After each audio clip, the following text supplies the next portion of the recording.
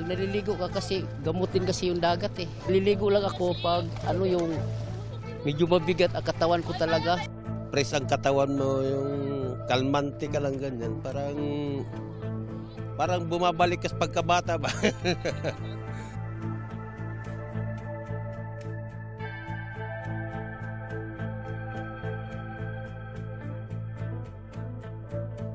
Dating naman ang bahay, binabalawang ko sila. Huwag nilang anuhin ang bunganga ba, para hindi sila makainom. Once na makainom sila, siyempre ang bakterya maano yan. Natatakot din sa katulad naming mahirap, wala nang takot sa merkobyo kasi nakasanayan na eh.